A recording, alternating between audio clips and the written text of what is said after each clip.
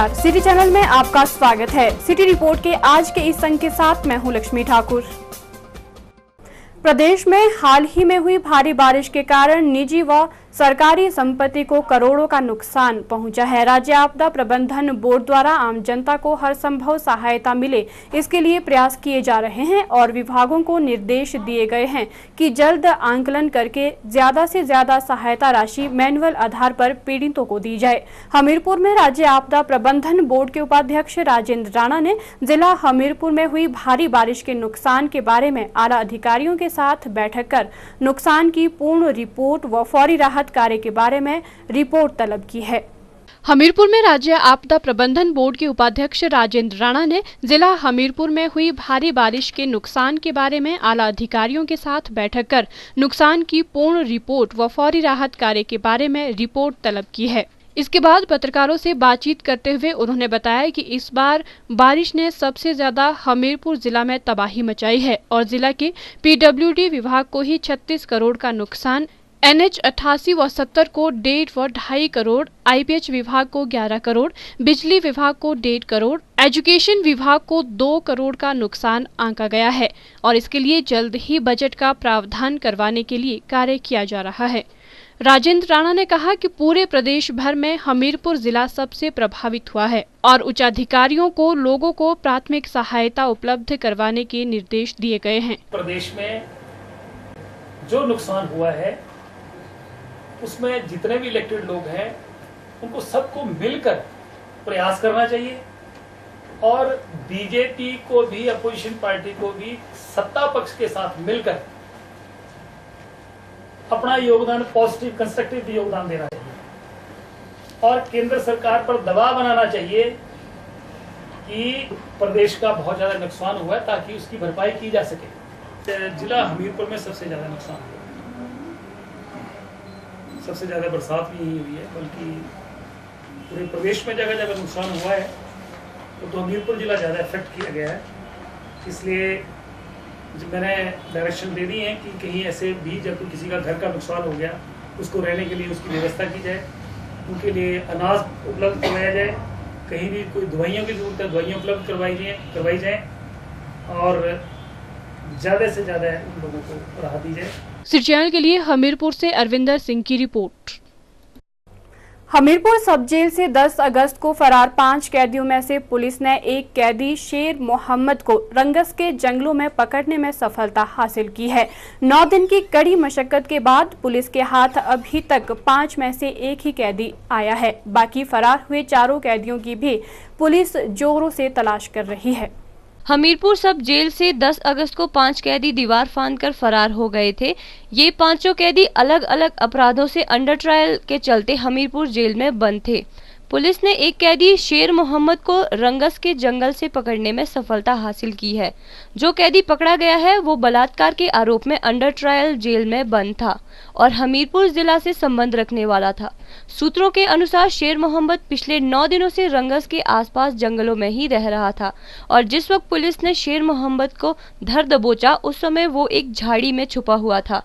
Police ने मंगलवार शाम के समय शेर मोहम्मद को न्यायालय में भी पेश किया। हमीरपुर के एसपी अजय सिंह बोध ने जानकारी देते हुए बताया कि पुलिस मुस्तैदी के साथ बाकी फरार कैदियों की भी तलाश कर रही है और मंगलवार को पुलिस ने एक कैदी शेर मोहम्मद को धर दबोचा है। उन्होंने कहा कि जल्द ही बाकी कैदियों को भी पकड़ लिया जाएगा। शुरू में जांच से में पता चला था कि ये लोग आपस में बातें कर रहे थे कि किसी रंगस या पिपलू जंगल में छुपने की कोशिश करेंगे, तो हमने उसी हिसाब से पुलिस हेडक्वार्टर से एक्स्ट्रा फोर्स मंगा के इन जंगलों की कॉम्बिंग ऑपरेशन शुरू की। तो आज सुबह हमें रंगस के जंगल में एक अंडर ट्रायल कैदी शेर मोहम्मद दस्तयाब हुआ है और अब उससे आगे की छानबीन की जाएगी कि ये कैसे भागे, इनके बाकी साथी कहाँ हैं।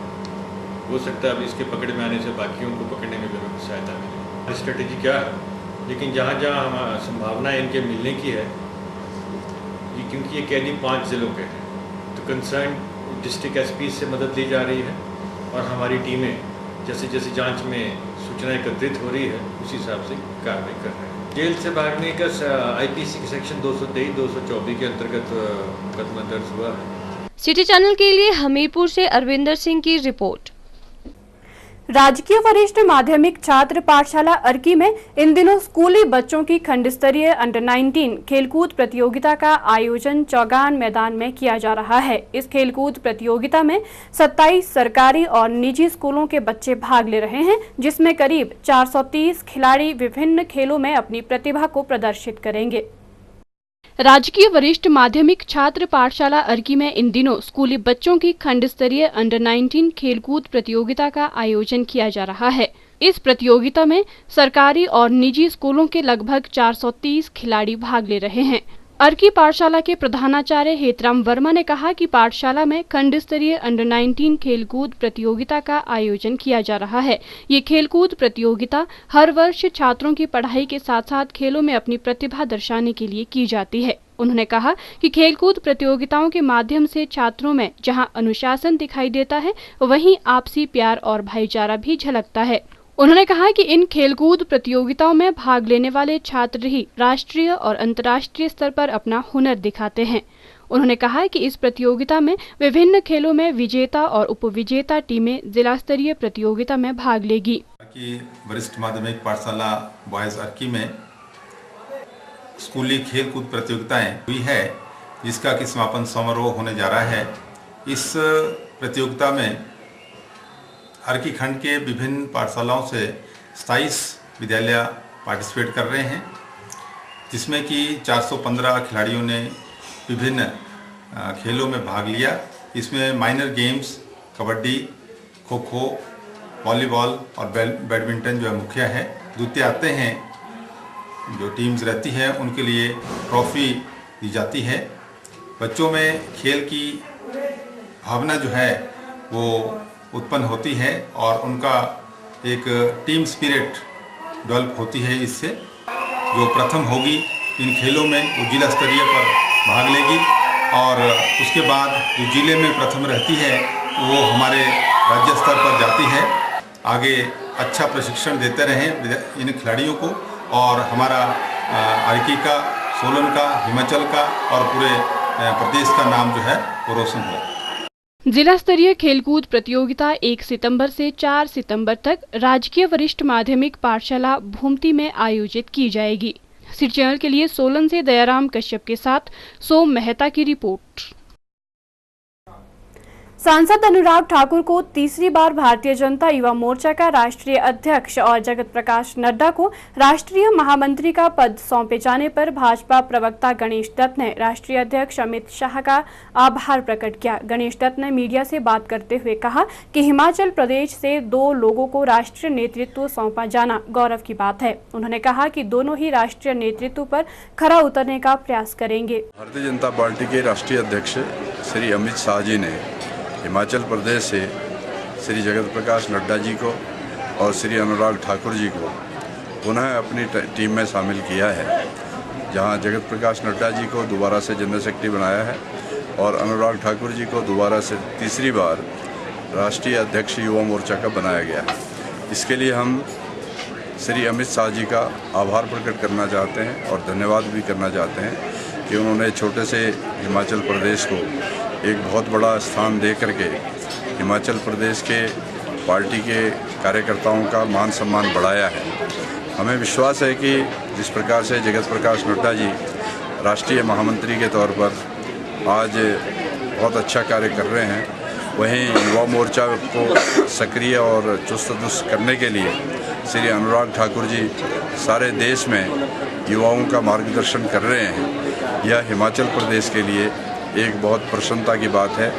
जिस प्रकार से अमित शाह जी ने पार्टी के दोनों हमारे नौजवान जुझारू नेताओं पर विश्वास प्रकट किया है, हमें विश्वास है कि दोनों ही अमित शाह जी की अपेक्षाओं पर खरा उतरेंगे और जिस प्रकार से संगठन के काम को वो पहले भी बहुत अच्छी तरह से निभाते आए हैं और इस बार भी दोनों ही नेता हिमाचल प्रदेश के राष्ट्रीय स्तर पर पार्टी के कार्य को आगे बढ़ाएंगे और हिमाचल प्रदेश का नाम रोशन करेंगे। सिटी चैनल के लिए शिमला से राजेंद्र काली के साथ लक्ष्मी ठाकुर की रिपोर्ट। राजधानी शिमला के इवनिंग कॉलेज में एसएफआई छात्र संगठन ने आगामी छात्र संघ चुनाव के लिए अपना पैनल घोषित कर दिया है, जिसमें प्रधान पद के लिए धीरज ठाकुर, उप प्रधान के लिए अक्षय चंदेल, सचिव के लिए विनीत कुमार और सह सचिव के लिए लवनीत शर्मा को चुना गया है। एसएफआई छात्र संगठन के पूर्व प्रधान सतीश कुमार ने सिटी चैनल से बात करते हुए कहा कि संगठन की मुख्य मांगों में से एक है रूसा को हटाया जाना। उन्होंने कॉलेज प्रशासन से मांग करते हुए कहा कि छात्राओं के लिए रात 9 बजे के बाद बसों की सुविधा उपलब्ध करवाई जाए, साथ ही कॉलेज में शौचालय की व्यवस्था भी की जाए।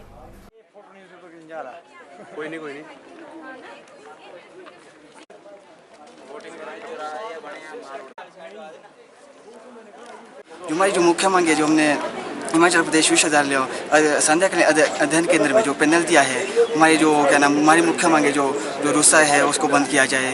हमारी जो कॉलेज की डिमांड है, कॉलेज में क्या नाम 9 बजे के बाद छात्रों के लिए बसें लगे और क्या नाम हमारी और क्या नाम छात्रों के लिए नया शौचालय बनाए और एमए पॉलिटिकल की क्लास जल्द से जल्द शुरू की जाए। तो क्या नाम सबसे पहली डिमांड होगी क्या नाम 9 बजे के बाद जो छात्राओं के लिए जो बसों का कॉलेज प्रशासन बसों का मांग की गई है, और जो हमारा जो सेकंड है वो हमारा पॉलिटिकल की साइंस की क्लास जल्द से जल्द शुरू की जाए। और जो है क्या नाम हमारी जो लड़के आजकल क्या कहता है कि टीचर फैकल्टी वो जल्द से जल्द पूरी हो जाएगी। और जो हमारा और एक मांग और है क्या नाम जो शौचालय है जो लड़कियों के लिए वो जल्द से जल्द शुरू किया जाए। सिटी चैनल के लिए शिमला से विक्रम कुमार के साथ सरिता रावत की रिपोर्ट। प्रदेश में आजकल लोगों को स्क्रब टाइफस ने जकड़ रखा है। स्क्रब टाइफस के अब तक 81 मामले सामने आ चुके हैं और 3 लोगों की मौत भी हो चुकी है। शिमला आईजीएमसी के वरिष्ठ चिकित्सा अधीक्षक डॉक्टर रमेश चंद ने कहा कि स्क्रब टाइफस के मामले अधिकतर अगस्त माह में सामने आए हैं। उन्होंने लोगों से एहतियात बरतने की सलाह दी और कहा कि वे हरे घास में जाते समय अपने हाथ पांव ढककर रखें। बरसात का मौसम आते ही कई बीमारियां भी दस्तक देती हैं। आजकल प्रदेश में स्क्रब टाइफस फैल रहा है। स्क्रब टाइफस की वजह से अभी तक 3 लोगों को अपनी जान से हाथ धोना पड़ा है और 80 मामले पॉजिटिव पाए गए हैं। शिमला के इंदिरा गांधी अस्पताल के वरिष्ठ चिकित्सा अधीक्षक डॉक्टर रमेश चंद ने कहा कि स्क्रब टाइफस के मामले अगस्त माह में अधिक आए हैं। उन्होंने कहा कि अभी तक 800 लोगों की जाँच की गई है, जिनमें से 80 मामले पॉजिटिव पाए गए हैं और 3 लोगों की मौत हो चुकी है। हमारे पास लगभग 80 के करीब मामले पॉजिटिव आए हैं, जिसमें से ज़्यादातर मामले अगस्त महीने में ही हमारे पास आए हैं और 800 के करीब अभी तक हम टेस्ट कर चुके हैं। इनमें से 3 मौतें हमारे रिकॉर्ड में हैं। एक पिछले रात ही हुई है, नालागढ़ की महिला थी 33 साल की। इससे पहले एक मंडी की महिला थी और एक इससे पहले बिलासपुर का एक आदमी था। कुल मिलाकर हमारे पास रिकॉर्ड में 3 डेथ्स हुई हैं। उन्होंने कहा कि तेज बुखार आना, अकड़न और गिल्टियां होना स्क्रब टाइफस के प्रमुख लक्षण है। उन्होंने लोगों से आह्वान किया है कि स्क्रब टाइफस का समय रहते इलाज करवाए तो मरीज ठीक हो सकता है और इसकी दवाइयां भी सस्ती दरों पर उपलब्ध होती हैं। उन्होंने लोगों से घास में जाते वक्त अपने हाथ पांव ढककर रखने की सलाह दी है। आजकल के दिनों में बरसात में लोग खेतों में घास में के लिए काम करने जाते हैं, खेतों में दूसरे कामों के लिए जाते हैं, बाग बगीचों में काम करने के लिए जाते हैं। जब भी खेतों में नंगे पाँव जाएंगे, नंगे हाथों से जाएंगे तो एक विशेष प्रकार का माइट होता है इन्फेक्टेड, अगर वो काट ले तो इससे बुखार आता है मरीज को। बुखार बहुत ज़्यादा जोर का होता है, शरीर में दर्दें, अकड़न, गिल्टियाँ होती हैं और इसका इलाज संभव है अगर समय पे इसका उपचार शुरू किया जाए। इसकी दवाई बिल्कुल सस्ती है, इजीली अवेलेबल है पूरे सभी डिस्पेंसरियों में। अगर ख़रीदना भी पड़े तो बहुत सस्ती दवाई है। केस बिगड़ जाए तो इसमें संभावना रहती है ख़राब होने की। अदरवाइज समय पे अगर इलाज कराया जाए तो बिल्कुल ठीक इसमें हो जाते हैं। हाँ, लोगों को ये सलाह है कि जब भी खेतों में जाएँ, इस तरह के काम करने के लिए बाहर निकलें तो हाथ पांव ढक कर मोटी जुराबें, ऊंची एड़ी तक के जूते पहन के जाएं तो इस बीमारी से बचा जा सकता है। सिटी चैनल के लिए शिमला से विक्रम कुमार के साथ लक्ष्मी ठाकुर की रिपोर्ट। प्रदेश में लोगों की देवीय आस्था अटूट है और लोग समय समय पर विभिन्न धार्मिक अनुष्ठान आयोजित करते हैं। इसी कड़ी में राजधानी शिमला के मिडिल बाजार स्थित जैन हॉल कॉम्प्लेक्स ग्राउंड में मंगलवार को जय गोगा चाहरवीर, बाबा बालकनाथ जी और ख्वाजा पीर जी के भंडारे का आयोजन किया गया। इस मौके पर भारी संख्या में उपस्थित होकर लोगों ने भंडारे का प्रसाद ग्रहण किया। राजधानी शिमला के मिडिल बाजार स्थित जैन हॉल कॉम्प्लेक्स ग्राउंड में मंगलवार को जय गुग्गा जाहर पीर एवं बाबा बालकनाथ जी और ख्वाजा पीर जी का भंडारा आयोजित किया गया, जहां पर भारी संख्या में आकर श्रद्धालुओं ने प्रसाद ग्रहण किया। भंडारे के बारे में भक्त रमेश कुमार ने सिटी चैनल से बात करते हुए कहा कि पिछले कई वर्षों से इस भंडारे का आयोजन किया जा रहा है। उन्होंने कहा कि भंडारे में लोग भारी संख्या में उपस्थित होकर भंडारे का प्रसाद ग्रहण करते हैं। तकरीबन ये 17 साल से चल रहा है और अब 2 साल से एक भंडारा और शुरू किया है, वो जो ख्वाजा पीर का भंडारा है, जो कि पहले बाबा बालकनाथ जी का, गुग्गे पीर जी, ख्वाजा पीर का और गुग्गे जाहर पीर जी के 3 भंडारे ये जैन हॉल के लेंटर पे किए जाते हैं। इसके अंदर क्या है कि सबसे बड़ी मेन बात यह है, कोई चंदे की पर्ची नहीं काटी जाती और ये जो भंडारा होता है ये कुदरती पता नहीं किसकी देन है, ये बाबा जी की देन है, गुग्गा जाहर पीर जी की देन है कि ये जो लंगर भंडारा यहाँ पर हज़ारों की संख्या में आकर भंडारा ग्रहण करते हैं। शिमला में कोई भी व्यक्ति कह दे कि जो बाबा जी हैं रमेश कुमार भगत जी कभी हमारे से रसीद काटने या चंदा मांगने आए हैं, जिसके अंदर हमने 11 आदमी का सहयोग लेते हैं कि हमारी पुस्तक जो हमारे परदादा जी, दादाजी, पिताजी इस काम को करते थे। उसके बाद हमारे चाचा जी हैं जो बनारसी दास जी गुग्गा माली में भगत जी हैं, ये स्थापना उनको मिल गई थी, हमारे पिताजी ने दिया है। उसके बाद इसका मंदिर की जो ईंट है और इसकी जो जोत है वो मैं राजस्थान से बाबा जी से लाकर यहाँ पर मंदिर बनाया गया था। और ये छड़ियाँ जो हैं जाखो मंदिर से, हॉली लॉज से, जहाँ पर सीएम साहब का रेजिडेंस है, वहाँ से झंडा आता है। एक टिटला रोड से आता है, एक कृष्णा नगर से आता है, छोटे शिमले से आता है। सिटी चैनल के लिए शिमला से राजेंद्र काली के साथ सरिता रावत की रिपोर्ट। शिमला नगर निगम शहर में एक बार फिर से ग्रीन टैक्स लगाने की तैयारी में जुट गया है। नेशनल हाईवे पर बैरियर लगाने के लिए नए सिरे से तैयारियां की जा रही है। शिमला नगर निगम के महापौर संजय चौहान ने मीडिया से बात करते हुए कहा कि ग्रीन टैक्स युक्तिकरण तरीके से लगाया जाएगा, जिससे पर्यटकों पर भी बोझ ना पड़े और निगम की आय भी बढ़ सके। उन्होंने कहा कि यदि निगम की आय बढ़ेगी तो शहर में और बेहतर सुविधाएं प्रदान की जाएगी।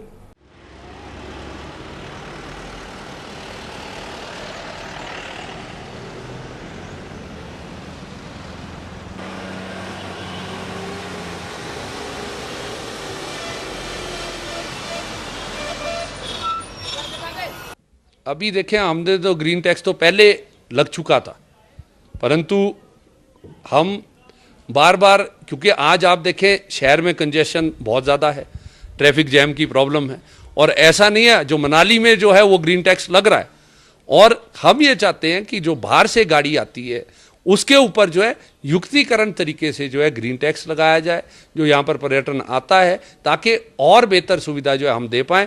तो उसके लिए हम अभी कार्य कर रहे हैं, परंतु जो हमारी पुरानी पद्धति थी, जो हमने पुराना ग्रीन टैक्स लगाया था, उस पर माननीय उच्च न्यायालय ने रोक लगा दी है। परंतु हम ये चाहते हैं कि ऐसा टैक्सेशन किया जाए जिससे जो है पर्यटकों को भी ज़्यादा महसूस ना हो, शिमला शहर में भी आए, और ये जो यहाँ पर जो शिमला शहर का स्वच्छ एवं सुंदर वातावरण है उसको भी जो है वो बचाया जा सके, संजोया जा सके, पर्यावरण को जो है प्रदूषण को कम किया जा सके, कंजेशन को कम किया जा सके। तो इसको लेकर जो है हम कार्य कर रहे हैं। परंतु इसमें जो है जो नेशनल हाईवे के द्वारा आपत्ति की गई है, पहले हमें जो है इजाज़त दी गई थी, परंतु अब जो हमारे बैरियर नेशनल हाईवे में लगते हैं, ये किस प्रकार से लगेगा, इस पर जो है अभी हम जो है विचार कर रहे हैं। सिटी चैनल के लिए शिमला से विक्रम कुमार के साथ लक्ष्मी ठाकुर की रिपोर्ट। शिमला कारका राष्ट्रीय राजमार्ग 22 से लगती निजी भूमि पर पेड़ मालिक द्वारा पेड़ काटा गया, जो वहां से गुजरने वाली बिजली की एलटी लाइन पर गिर गया और आसपास के घरों में करीब 2 घंटे तक बिजली बाधित रही। गनीमत ये रहा कि बिजली की एलटी लाइन टूटकर किसी मकान या व्यक्ति पर नहीं आ गिरी, जिससे एक बड़ा हादसा होने से बच गया। वहीं बिजली विभाग के अधिकारियों का कहना है कि उन्हें पेड़ काटे जाने की कोई सूचना नहीं दी गई थी। भूमि मालिक ने पेड़ काटने की नगर परिषद व वन विभाग से अनुमति ली है या नहीं, ये भी स्पष्ट नहीं हो पाया है। शिमला कालका राष्ट्रीय राजमार्ग 22 से लगती निजी भूमि पर पेड़ काटे जाने की वजह से बिजली की एलटी लाइन टूट गई, जिससे आसपास के घरों में करीब 2 घंटे तक बिजली बाधित रही। बिजली विभाग के अधिकारियों का कहना है कि उन्हें पेड़ काटे जाने के बारे में सूचना नहीं दी गई थी और ये भी स्पष्ट नहीं हो पाया है कि भूमि मालिक ने पेड़ काटने की नगर परिषद व वन विभाग से अनुमति ली है या नहीं। सोलन के वार्ड नंबर 2 के निवासियों का कहना है कि दोपहर करीब 12 बजे अचानक लोगों ने धमाके की आवाज सुनी, जिसे सुनकर वे बाहर आ निकले और बाहर आकर देखा तो बिजली की तार पर बड़ा सा पेड़ आकर गिरा था और बिजली भी गुल हो गई थी, लेकिन किसी ने भी कैमरे पर कुछ भी कहने से इनकार कर दिया। बिजली विभाग के अधीक्षण अभियंता सुदेश कुमार सैन ने माना कि उन्हें एलटी लाइन पर पेड़ गिरने की सूचना प्राप्त हुई थी, जिस पर विभाग के कर्मचारियों ने पेड़ हटाकर बिजली को सुचारू कर दिया। उन्होंने कहा कि जांच के आदेश दे दिए गए हैं और जिस किसी को भी दोषी पाया जाएगा उसके खिलाफ कार्यवाही की जाएगी। ज्ञात हुआ है मुझे अपने स्टाफ से कि किसी ने एलटी के ऊपर पेड़ जो काट कर उसकी टहनी उसके ऊपर टकराई है, तो हमारे आदमियों ने, स्टाफ ने सारा पेड़ का ठीक कर दिया है, लाइनें बिल्कुल दुरुस्त हो गई हैं, बिजली सुचारू रूप से चल पड़ी है। लेकिन फिर भी हम जो विभागीय कार्रवाई होगी उससे अमल में लाया जाएगा और जिसने ये काम किया है उसको विभाग की उसमें प्रणाली में उसने कुछ जो रुकावट दी है उसके अगेंस्ट एक्शन लिया जाएगा। सिटी चैनल के लिए सोलन से दयाराम कश्यप के साथ सोम मेहता की रिपोर्ट। मुख्यमंत्री वीरभद्र सिंह ने राज्य स्तरीय आपदा प्रबंधन प्राधिकरण की बैठक की अध्यक्षता करते हुए कहा कि इस वर्ष अभी तक हालांकि मानसून की वर्षा सामान्य से कम हुई है, किंतु गत कुछ दिनों में हुई भारी वर्षा के कारण प्रदेश में सार्वजनिक तथा निजी संपत्ति को व्यापक नुकसान पहुंचा है। उन्होंने कहा कि प्रदेश सरकार आरंभ से ही आपदा एवं बाढ़ प्रभावित क्षेत्रों में लोगों को त्वरित सहायता पहुंचा रही है। मुख्यमंत्री वीरभद्र सिंह ने राज्य स्तरीय आपदा प्रबंधन प्राधिकरण की बैठक की अध्यक्षता करते हुए कहा कि भारी वर्षा के कारण प्रदेश में अधिकांश सड़कों तथा पेयजल योजनाओं को नुकसान हुआ है। 31 व्यक्तियों की मृत्यु हुई है और 633 मवेशियों के बहने के साथ साथ घरों को व्यापक नुकसान हुआ है। बावजूद इसके प्रदेश सरकार ने अनेक सड़कों और पेयजल योजनाओं को पुनर्बहाल कर दिया है। इसके अतिरिक्त शिमला, कांगड़ा तथा मंडी जिलों में लोक निर्माण विभाग के लिए 280 करोड़ रुपए की मशीनरी, जिसमें 342 लोडर तथा डोजर इत्यादि शामिल है। उन्होंने कहा कि सड़कों तथा पुलों के क्षतिग्रस्त होने के कारण कुल 412 करोड़ रुपए का नुकसान आंका गया है। वीरभद्र सिंह ने आगामी 22 अगस्त तक सभी बंद सड़कों को खोलने तथा राष्ट्रीय उच्च मार्ग 88 पर कुनाहा खड्ड पर क्षतिग्रस्त पुल को पुनर्बहाल करने के निर्देश दिए हैं। इसके लिए वैली ब्रिज सामग्री भेज दी गई है। उन्होंने कहा कि जाहू में सीरखड्ड पुल तथा पराशर मार्ग पर बागी खड्ड पुल को भी प्राथमिकता के आधार पर पुनर्बहाल किया जाएगा। इस वर्ष मानसून के दौरान 16 अगस्त तक 336 सड़कें बंद हुई। इनमें से 187 सड़कों को खोल दिया गया है, जबकि 132 सड़कों के मंगलवार शाम तक खुल जाने की संभावना है। पुनर्बहाल कार्य को प्राथमिकता के आधार पर करने के लिए प्रदेश सरकार ने लोक निर्माण विभाग के वृत्तों को धनराशि उपलब्ध करवा दी है। मुख्यमंत्री ने सेब सीजन के दृष्टिगत प्रदेश के दूर दराज एवं जनजातीय क्षेत्रों में सड़कों को पुनर्बहाल करने पर बल देते हुए कहा कि देश की विभिन्न मंडियों में सेब समय पर पहुंचाने के लिए आवश्यक है कि सेब परिवहन में किसी प्रकार की बाधा न आए। उन्होंने ग्रामीण सड़कों को खोलने पर बल दिया ताकि किसान बाजार तक अपना उत्पाद सुगमता से पहुंचा सके। वीरभद्र सिंह ने शिमला किन्नौर राष्ट्रीय उच्च मार्ग पर उन्नी के समीप भूस्खलन क्षेत्र का स्थायी समाधान निकालने पर बल दिया। उन्होंने कहा कि किन्नौर जिले की कमजोर भौगोलिक संरचना के दृष्टिगत यहां फवारा तथा कुहल सिंचाई को हतोत्साहित किया जाना चाहिए, क्योंकि इसे भूस्खलन का मुख्य कारण माना जा रहा है। इसके अतिरिक्त विभिन्न कंपनियों द्वारा सुरंग निर्माण के लिए किए जा रहे विस्फोटों से किन्नौर की कमजोर पहाड़ियों को नुकसान पहुंचा है। मुख्यमंत्री ने सिंचाई तथा जन स्वास्थ्य विभाग को निर्देश दिए हैं कि ग्रामीण पेयजलापूर्ति योजनाओं को शीघ्र बहाल किया जाए। प्रदेश विद्युत बोर्ड लिमिटेड को पुनर्बहाल कार्यों के लिए 2 करोड़ रुपए उपलब्ध करवाने का भी निर्णय लिया गया। वीरभद्र सिंह ने कहा कि विगत वर्ष में आपदा के कारण हुए नुकसान की भरपाई के लिए शेष राशि स्वीकृत करने के लिए व्यक्तिगत रूप से केंद्र सरकार से आग्रह कर चुके हैं और इस संबंध में उन्हें लिखित रूप से अवगत करवाया गया है। उन्होंने कहा कि इस कार्य के लिए लगभग 252 करोड़ रुपए स्वीकृत किए गए थे और प्रदेश सरकार को अभी तक 95 करोड़ रुपए प्राप्त हुए हैं। उन्होंने कहा कि भारत सरकार पुनर्वास कार्य के लिए शेष राशि शीघ्र उपलब्ध करवाने पर सहमत हो गई है। उन्होंने कहा कि सभी उपायुक्तों ने व्यक्तिगत रूप से आपदा प्रभावित क्षेत्रों का दौरा कर प्रभावित परिवारों को वित्तीय सहायता उपलब्ध करवाने के साथ साथ उन्हें राशन, कपड़े तथा अन्य आवश्यक वस्तुएं भी उपलब्ध करवाई है। सिरमौर तथा हमीरपुर जिलों के उपायुक्तों ने भी भारी बारिश के कारण जिलों में हुए नुकसान तथा प्रदान की गई राहत की रिपोर्ट प्रेषित की। मुख्यमंत्री ने कहा कि प्रदेश सरकार जनजीवन को सामान्य बनाने के लिए हर संभव उपाय कर रही है। Bureau report, city channel Shimla. City report के आज के इस अंक में इतना ही। प्रदेश भर की जानकारी के लिए आप देखते रहिए सिटी चैनल। नमस्कार।